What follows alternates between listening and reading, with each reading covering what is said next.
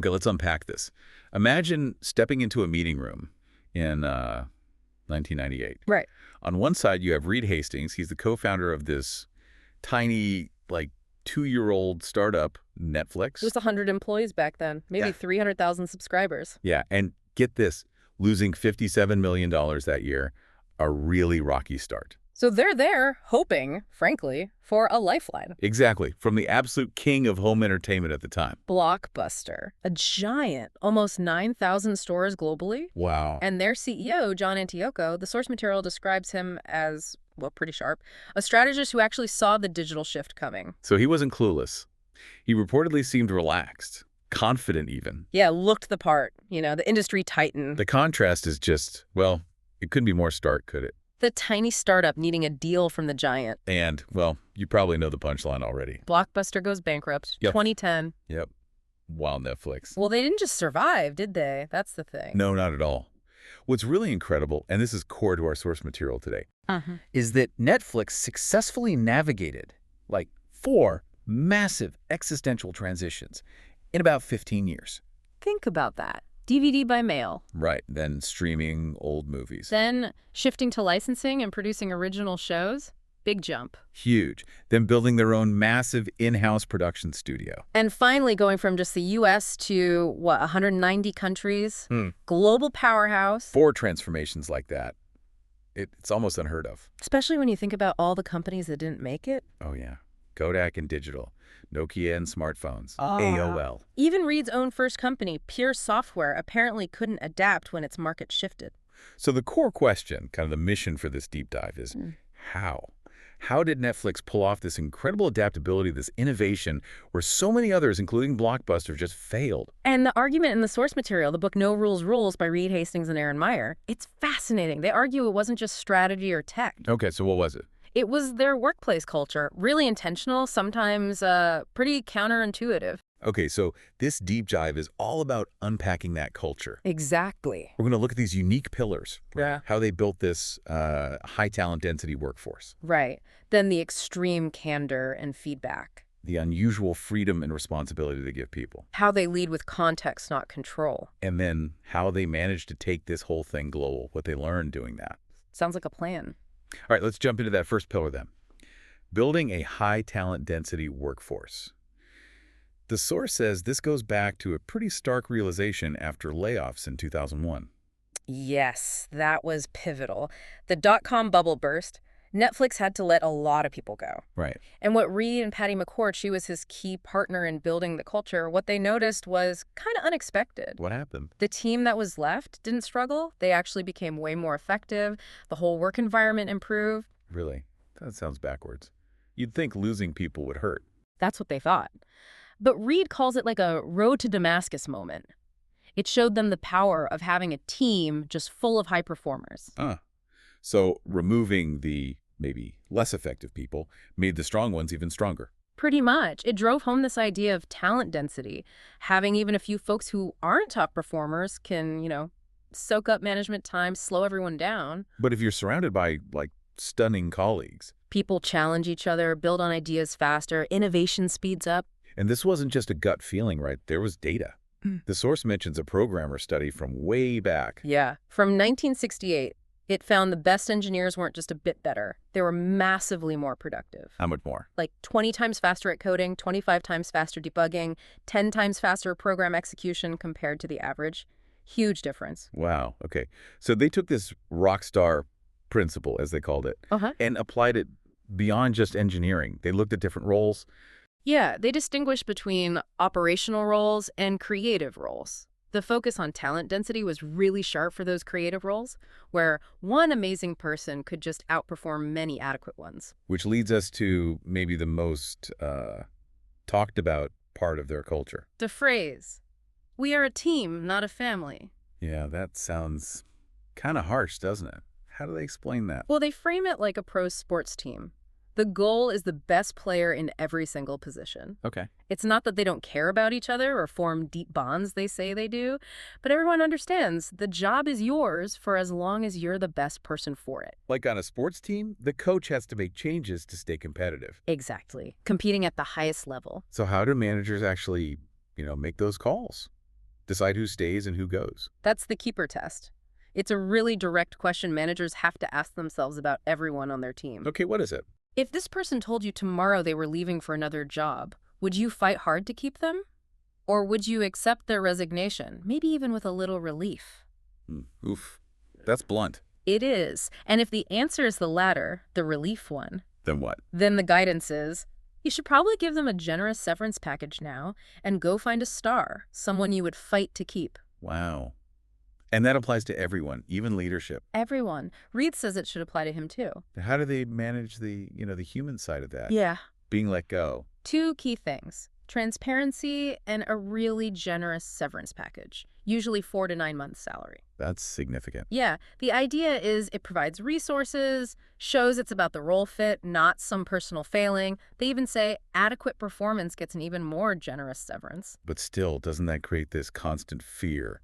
Job insecurity, worrying about performance all the time? That's definitely a concern people raise. Netflix tries to address it by being super upfront during hiring. And, maybe more interestingly, they encourage employees to use what they call the keeper test prompt.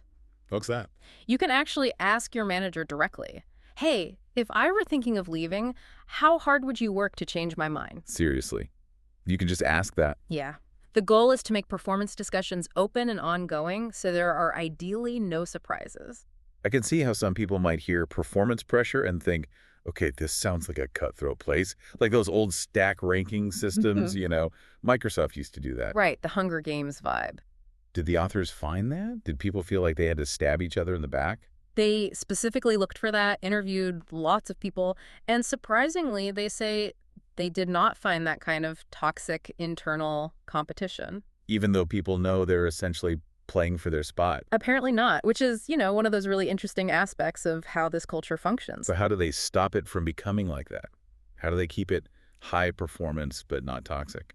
Well, that leads us right into the second pillar, which is absolutely crucial for making this whole thing work. Which is? Building intense candor.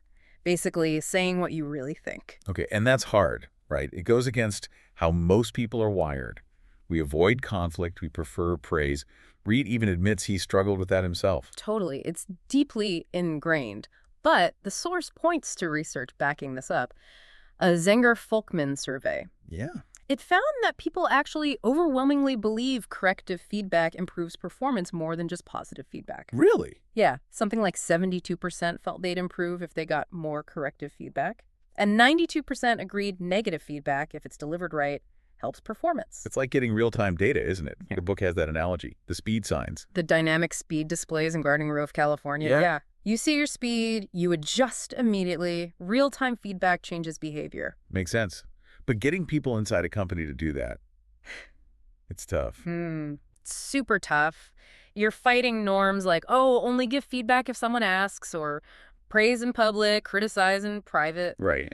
At Netflix, the stated goal isn't to avoid hurting feelings. It's to relentlessly help each other get better, even if it stings sometimes. So do they have a system for it, like a way to structure these potentially awkward conversations? They do. It's called the 4A feedback model. Really important. Okay, 4A's. What are they? The first 2 A's are for the person giving the feedback. First, aim to assist.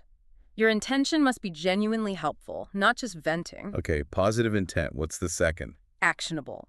The feedback has to be about something the other person can actually do differently, not just a vague criticism. Makes sense. And the other 2A's for the receiver. Yep. Appreciate. You gotta listen carefully, try not to get defensive, stay open-minded. Takes maturity. And the last one. This one's crucial. Accept or discard. Ultimately, it's up to the receiver whether they act on the feedback or not. Ah, so it's input, not an order. You're still in charge of yourself. Exactly. You're the informed captain of your own development, even when getting feedback. The anecdotes in the source really bring this candor thing to life, like Doug giving Reed feedback directly. Oh, that's a great one. Doug, who was, less senior, told Reed he was acting like a robot and glancing at his watch during a team visit in India. How did Reed react? Didn't get defensive. He publicly acknowledged it, said it was a valid weakness, and even asked people to give him a big kick in the shin if he did it again. Talk about modeling openness. Wow. Or that story from Brian Wright, his first day. Seeing someone junior challenge Ted Sarandos, the chief content officer. Publicly. Yeah, and Ted's response basically became policy. The day you find yourself sitting on your feedback because you're worried you'll be unpopular is the day you'll need to leave Netflix. We hire you for your opinions. So it's a pretty clear expectation, doesn't it? Absolutely. And Rochelle King emailing Reed like 3 levels above her Yeah. because she felt he'd dismissed Patty McCord in a meeting. Yeah, she took that idea to say nothing is disloyal really seriously, even though it felt risky. It shows people feel empowered, maybe even obligated, to speak up. But, and this is really important, the source stresses this isn't just licensed to be mean or unfiltered. Right, they use that example from A Star is Born, the Lady Gaga movie, where the mentor gives that really harsh, cutting feedback. Exactly. That kind of thing would not fly at Netflix. That's not candor. So what's the difference? Candor needs that positive intent, the aim to assist. It needs thought, and it needs to follow the 4A model. It's not just blurting out whatever pops into your head. Like the story of Bianca giving feedback to Rose during a presentation. Right. It shows feedback can be immediate and public, but only if it's done correctly, using the 4As, clearly meant to help. And then there's the brilliant jerk example, Justin Becker. Yeah, confusing bluntness or criticism with helpful candor. If the intent isn't genuinely helpful or if it's not actionable, it's not really candor in the Netflix sense. And this candor, it applies upwards too, right? Yeah. Challenging your boss. Oh, absolutely. It's not just allowed, it's expected. If you disagree, silence is seen as disloyal. You might be letting the company make a mistake. Which fights against those natural tendencies we have, right? To conform, defer to authority, like the elevator experiment or the Korean Air example from Malcolm Gladwell. Exactly. Netflix actively builds mechanisms to counteract that. What kind of mechanisms? Well, things like formal feedback moments, especially important as they expanded globally into less direct cultures. Okay. They also use written 360-degree assessments, names included, shared pretty widely. It fosters reverse accountability. Leaders get direct feedback, too. And leaders like Ted Sarandos model sharing their own 360 feedback openly. And then there are the live 360 dinners. Those sound intense. They are very structured, multi-hour sessions. You sit down with key colleagues, your manager, use a framework like start, stop, continue. And the goal is mostly developmental feedback. Yeah, the target is something like 25% positive, 75% developmental, and it has to be really actionable, no fluff. The source had some pretty vivid stories about those, like Scott's example, where a manager made a really inappropriate comment. Yeah, during a Live 360, a manager made a remark referencing women on the verge of a nervous breakdown. Scott, who was leading the session, admits he kind of froze and didn't intervene right away. Ouch. But here's the thing. Because the culture of candor was so strong, Sabina, the person who received the comment, felt able to go directly to the manager, Ian, afterwards and address it. They worked it out. They had a tough conversation, yeah, but they did. It shows the culture can sometimes self-correct, but it also highlighted that leaders do need to step in decisively in those moments. And Anne, the French communications specialist, Mm-hmm. getting hit with a lot of feedback in her first Live 360. Oh, that must have been jarring. Her American colleagues basically told her she was too theoretical, not crisp enough in her communication. Tough feedback for someone in comms. For sure. But hearing it consistently from multiple people within that structured 4A framework apparently helped it land. It was hard, but she ultimately adapted. So it's really not just about speaking your mind. It's a practice discipline. Thinking about impact, using the guidelines. Precisely. Giving and receiving feedback with positive intent. And it's this combination, high talent density plus intense candor, that really enables the next pillar, which seems maybe the most radical. Which is? Embracing freedom and responsibility by removing controls. Policies, approvals, that kind of thing. Because if you trust, you have top performers who are giving each other honest feedback. You don't need as many rules to manage them. You can strip away bureaucracy. The big examples here are the unlimited vacation policy. And getting rid of travel and expense approvals. Okay, unlimited vacation. Sounds amazing, Yep. right? But the source says Reed was actually terrified implementing it. Yeah, had nightmares. He worried either everyone would take off all the time and nothing would get done, or maybe worse, nobody would take any time off and they'd all burn out. Did they run into problems? Oh yeah, there's the story of the accounting director whose key person took time off right before books closed. The manager juggling paternity leave and a month-long cruise request right after. Right. And the source even mentions another CEO, small company, tried unlimited vacation, but his employees voted against it because the leaders weren't actually taking any time off themselves. So modeling is critical again. You can't just have the policy. Leaders have to live it. People like Greg Peters, the chief product officer, are described as consciously leaving at 6 p.m. for dinner, taking big, visible vacations. And that encourages others, like John the engineer with his customized Oldsmobile. Exactly. He felt he could balance his life, his bike, guitar, dog, kids, and work, using that freedom responsibly because his leaders showed it was okay. Okay, what about removing travel and expense approvals? Just replacing all the rules with act in Netflix's best interest. That sounds wide open to abuse. That's the immediate reaction, isn't it? But the argument is it forces clarity on context and relies on trust. How does that work in practice? Leslie Kilgore in marketing would coach her team. Okay, business class on a red eye before a big presentation. Yeah, that's probably in Netflix's best interest. Economy plus an extra hotel night if it saves the company money. Also in Netflix's best interest. It's about judgment. The story about Nigel Baptiste and Jennifer, the junior engineer, really shows that empowerment, doesn't it? It's amazing. Jennifer, quite junior, spends $2,500 on a TV for testing. No approval? Why? Because she genuinely decided it was in Netflix's best interest. And Nigel's reaction? Not anger, amazement, relief even. He thought, wow, a junior person feels empowered to spend that much without asking because she thinks it's the right thing. That couldn't happen anywhere else I've worked. Speed, empowerment, innovation. And here's another one of those surprising insights from the book. Sometimes removing rules makes people spend less. Seems totally backwards, right? But Claudio, the consumer insight director, shared his experience. At his old company, Viacom, they had strict rules like only pay for the first bottle of wine. So what did people do? They gamed it, ordered the lobster, the expensive second bottle they paid for themselves, maxed out the allowed spend. Right. At Netflix, with just act in best interest, he felt safer ordering like Caesar salads and chicken. Right. Why? Because without a hard rule, his judgment could be questioned later. It made him more thoughtful than just hitting a limit. That's fascinating. It shifts accountability from rule following to justifiable decision-making. Exactly. And this all ties back to Reed's earlier experience at Pure Software. Right, his first company. As it grew, they added more and more rules to prevent mistakes, to dummy-proof things. And what happened? Reed realized it drove out the innovators. The people who valued judgment left.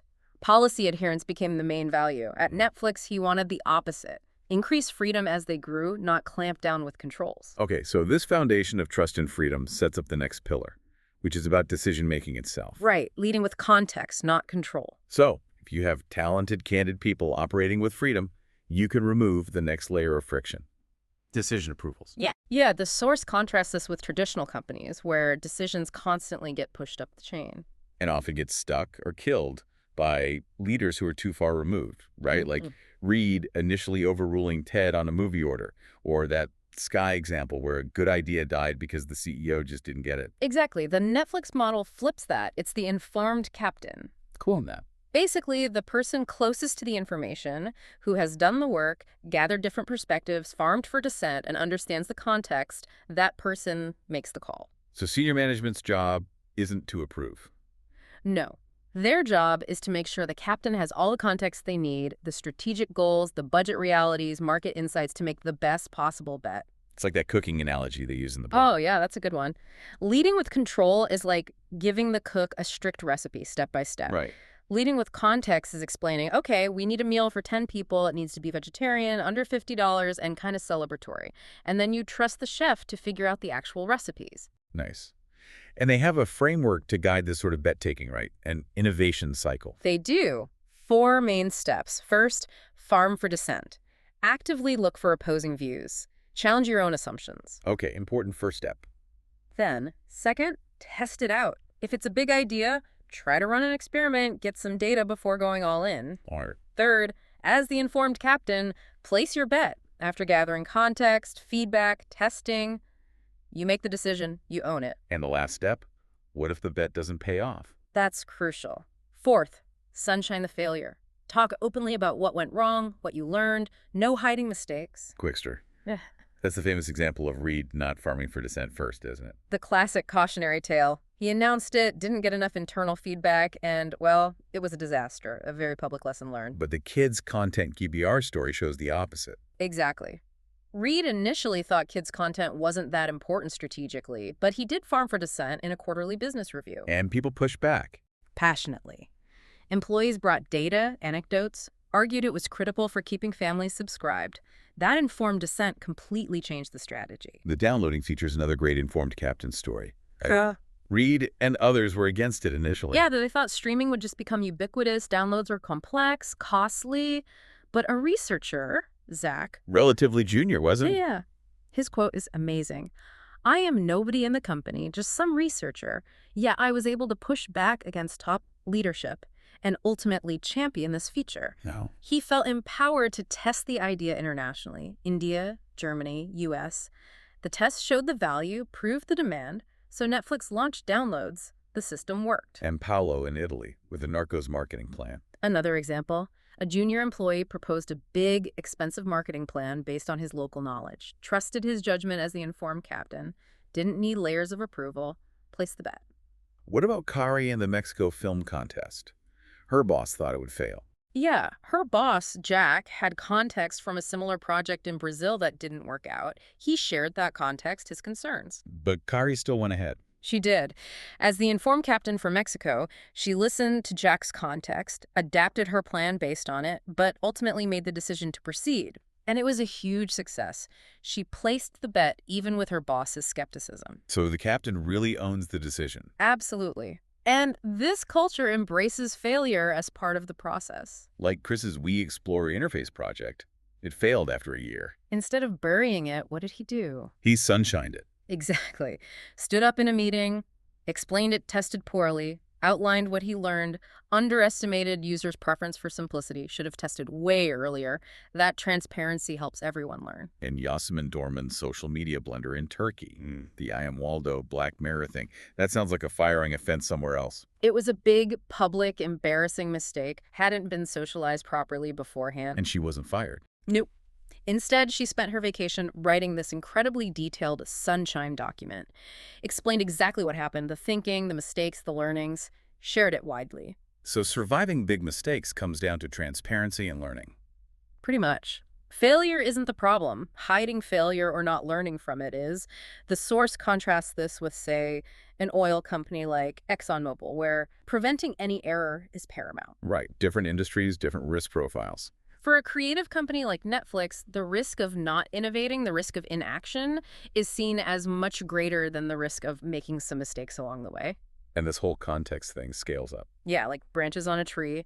Read at the Moods provides the highest level context. That informs leaders like Ted Sarandos or Melissa Cobb, big branches, That flows down. to middle branches like Dominique Bazet, giving someone like Erin, way down the line, the context needed to be the informed captain making a specific buying decision, like for Mighty Little Beam. Context slows down, not approvals up. Okay, this all sounds, well, incredibly effective, but also, really? American, maybe? The directness, the individual freedom, challenging authority. How does that work when you try to export it to 190 countries? That's the million-dollar question, isn't it? Maybe the ultimate test of the culture. Would it work globally? Reed apparently had an experience in the Peace Corps that informed this. Yeah, teaching in Africa. He told a story about asking his students, what is a tile? And realizing they had no frame of reference, they lived in mud huts. Big realization. You can't just impose your own way of life or thinking. You have to understand the local context first. So they didn't just try to clone the Silicon Valley culture everywhere. No, the approach was more nuanced.